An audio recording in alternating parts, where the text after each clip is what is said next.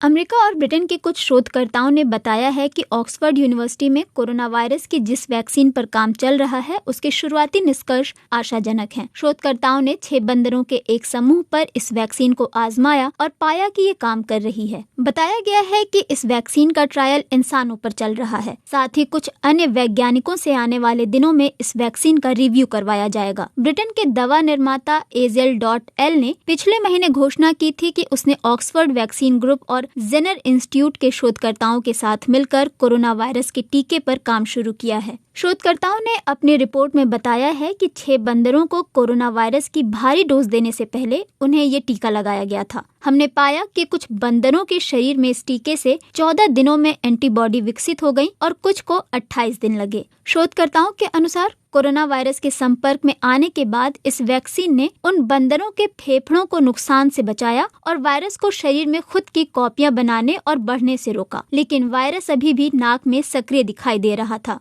London school of hygiene and tropical medicine के एक professor doctor Stephen Evans ने कहा कि बंदरों पर शोध के बाद जो नतीजे सामने आए हैं वो निश्चित रूप से एक अच्छी खबर है। उन्होंने कहा, ये ऑक्सफोर्ड वैक्सीन के लिए एक बड़ी बाधा की तरह था जिसे उन्होंने बहुत अच्छी तरह से पार कर लिया है। टीका विकसित करने की प्रक्रिया में उसका बंदरों पर सफल होना बहुत महत्वपूर्ण माना जाता है, लेकिन वैज्ञानिकों की जानकारी के अनुसार कई टीके जो लैब में बंदरों की रक्षा कर पाते हैं वो अंततः मनुष्यों की रक्षा करने में विफल रहते हैं। प्रोफेसर इवांस कहते हैं, इस मामले में एक चीज जो अच्छी है वो ये कि जो टीके काम नहीं करते वो सुरक्षा देने की बजाय कई बार बीमारी को बदतर बनाते हैं। SARS-CoV-2 का टीका विकसित करने में एक सैद्धांतिक चिंता तो निश्चित रूप से रहेगी और इस अध्ययन में कोई नकारात्मक सबूत न मिलना बहुत उत्साहजनक है। शोधकर्ताओं ने बताया कि 13 मई तक इस शोध के लिए स्वेच्छा से सामने आए करीब 1000 लोगों को ट्रायल के तौर पर ये टीका लगाया जा चुका है। शोधकर्ताओं को उम्मीद है कि अगले 1 महीने में वो कुछ स्पष्ट निष्कर्षों तक पहुंच पाएंगे।